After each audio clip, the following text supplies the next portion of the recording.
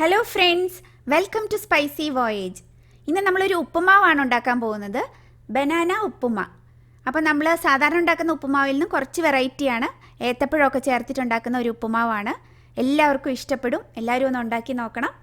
അപ്പം നമുക്കിതിൻ്റെ പ്രിപ്പറേഷൻസ് എങ്ങനെയാണെന്ന് നോക്കാം.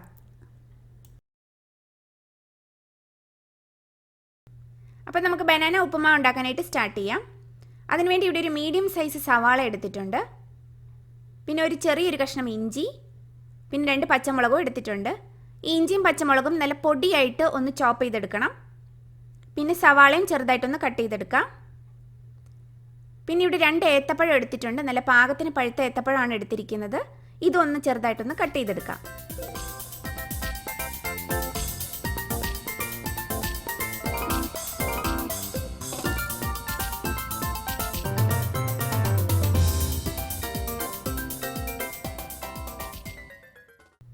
ചൂടായ പാനിലേക്ക് ഒരു 2-3 ടേബിൾ സ്പൂൺ വെളിച്ചെണ്ണ ഒഴിച്ചു കൊടുക്കാം. ഇതിന് പകരം നെയ്യും യൂസ് ചെയ്യാവുന്നതാണ്.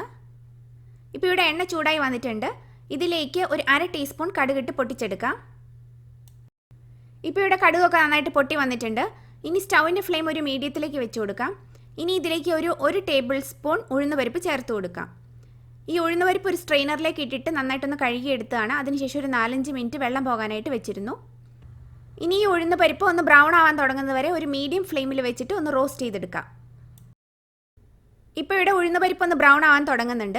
ഈ സമയത്ത് കുറച്ച് കാഷ്യൂ നട്ട്സ് ചേർത്ത് കൊടുക്കാം. ഒരു കൈപ്പിടി കാഷ്യൂ നട്ട്സ് ചേർത്ത് കൊടുക്കുന്നുണ്ട്. ഇനി ഈ കാഷ്യൂ നട്ട്സ് ഒന്ന് പാകത്തിനൊന്ന് മൂത്ത് വരണം. ഇപ്പോൾ ഇവിടെ കാഷ്യൂ നട്ട്സ് പാകത്തിന് മൂത്ത് വന്നിട്ടുണ്ട്. ഇനി ഇതിലേക്ക് ഒരു സവാള ചെറുതായിട്ട് കട്ട് ചെയ്ത് വെച്ചിരിക്കുന്നത് ചേർത്ത് കൊടുക്കാം. ഇനി സവാള നന്നായിട്ടൊന്ന് വഴറ്റിയെടുക്കണം.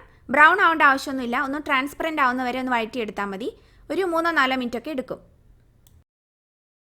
ഇപ്പോൾ ഇവിടെ ഉള്ളിയൊക്കെ നന്നായിട്ടൊന്ന് വഴറ്റിയെടുത്തിട്ടുണ്ട്. ഇനി ഇതിലേക്ക് ഒരു ചെറിയൊരു കഷ്ണം ഇഞ്ചി ചോപ്പ് ചെയ്തതും 2 പച്ചമുളക് ചോപ്പ് ചെയ്തതും ചേർത്ത് കൊടുക്കാം. ഇനി ഇതിലേക്ക് ഒരു 2 തണ്ട് കറിവേപ്പിലയും കൂടി ചേർത്ത് കൊടുക്കണം.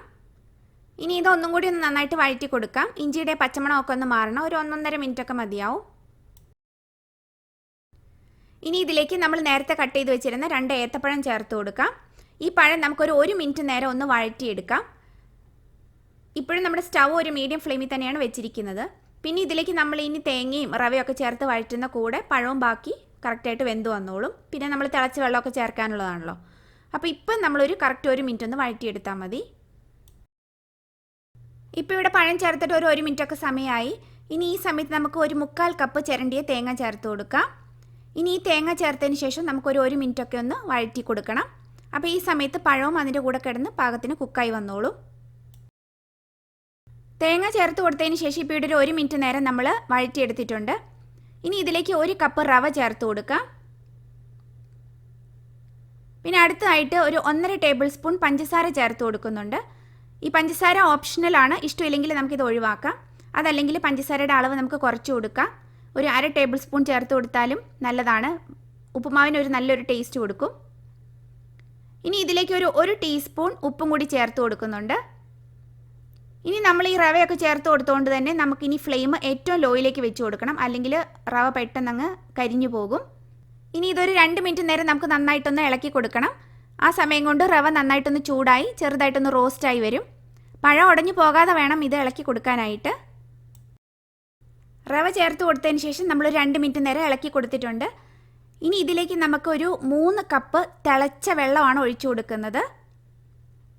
അപ്പോൾ 1 കപ്പ് റവയ്ക്ക് 3 കപ്പ് വെള്ളമാണ് നമ്മളിവിടെ ഒഴിച്ചു കൊടുക്കുന്നത്. അപ്പം ഈ ഒരു റേഷ്യോയിൽ നമ്മൾ ഉപ്പുമാവ് ഉണ്ടാക്കുകയാണെങ്കിൽ നല്ല സോഫ്റ്റ് ആയിട്ടുള്ള ഉപ്പുമാവ് നമുക്ക് കിട്ടും.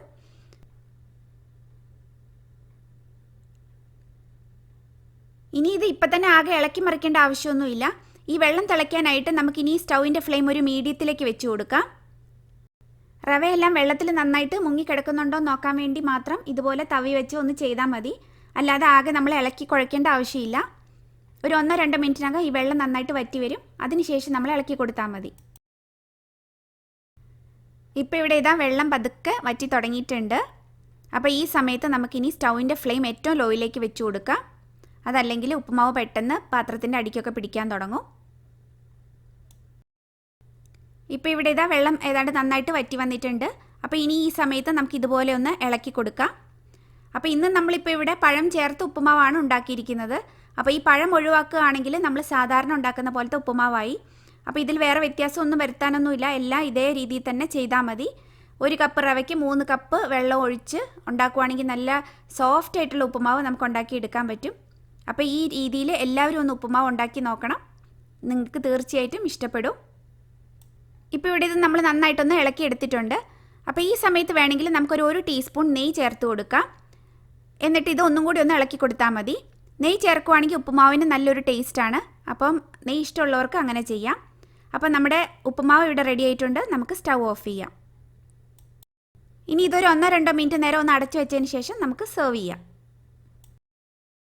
ഈ ഉപ്പുമാവിന് വേറെ സൈഡ് ഡിഷിൻ്റെ ഒന്നും ആവശ്യമില്ല. കാരണം നമ്മൾ ഇതിനകത്ത് ഓൾറെഡി പഴം ചേർത്തിട്ടുണ്ടല്ലോ. പിന്നെ ഇവിടെ കുട്ടികൾക്ക് ഇതിൻ്റെ കൂടെ മുട്ട പുഴുങ്ങിയത് കൂട്ടി കഴിക്കാനായിട്ട് ഇഷ്ടമാണ്. അപ്പോൾ അതുകൊണ്ട് ഞാൻ മുട്ട പുഴുങ്ങി വെച്ചിട്ടുണ്ടായിരുന്നു. അപ്പോൾ ഇതും കൂടെ വെച്ചിട്ട് നമുക്ക് സെർവ് ചെയ്യാം. അതല്ലെങ്കിൽ പിന്നെ നമുക്ക് പപ്പടം കൂട്ടി കഴിക്കാനും നല്ല ടേസ്റ്റാണ്.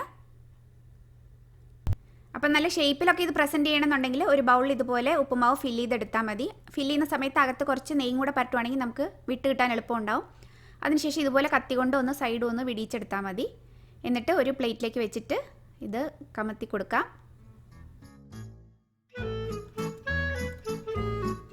അപ്പോൾ ഷേപ്പിന് വലിയ കോട്ടം തട്ടാതെ നമുക്കിവിടെ റെഡിയായി കിട്ടിയിട്ടുണ്ട്. അപ്പം നല്ല ടേസ്റ്റി ആയിട്ടുള്ള ബനാന ഉപ്പുമ ഇവിടെ റെഡി ആയിട്ടുണ്ട്. എല്ലാവരും ഒന്ന് ട്രൈ ചെയ്ത് നോക്കണം. വീണ്ടും മറ്റൊരു നല്ല റെസിപ്പിയുമായിട്ട് നമുക്ക് കാണാം. Okay, take care, bye bye. ഈ ചാനൽ ഇതുവരെ സബ്സ്ക്രൈബ് ചെയ്യാത്തവർ ഒന്ന് സബ്സ്ക്രൈബ് ചെയ്യണം. എന്നിട്ട് അതിൻ്റെ തൊട്ടടുത്തുള്ള ബെൽ ഐക്കൺ ഒന്ന് ക്ലിക്ക് ചെയ്തിട്ട് അതിൽ ഓൾ എന്ന് പ്രസ് ചെയ്യണം. അപ്പം ഞാൻ വീഡിയോസ് അപ്ലോഡ് ചെയ്യുന്ന സമയത്ത് നിങ്ങൾക്ക് അതിൻ്റെ നോട്ടിഫിക്കേഷൻ കിട്ടുന്നതായിരിക്കും. അതുപോലെ ഈ ലൈക്ക് ബട്ടണിലൊന്ന് ക്ലിക്ക് ചെയ്തിട്ടൊന്ന് ലൈക്ക് ചെയ്യണം. എന്നിട്ട് ഫ്രണ്ട്സിനൊക്കെ ഒന്ന് ഷെയർ ചെയ്തും കൊടുക്കണം.